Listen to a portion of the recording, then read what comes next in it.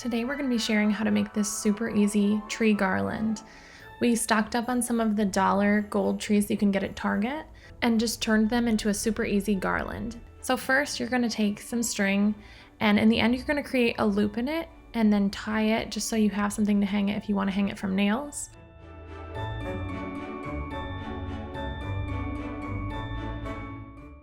Once you have the string tied, you're going to start adding the trees to the string by creating a loop around the first layer where there's a little lip, and tying a knot and then sliding it up in and pulling it really tight.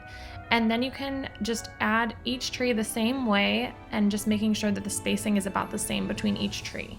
And then you can just finish off the last end with a loop the way that you started the first end.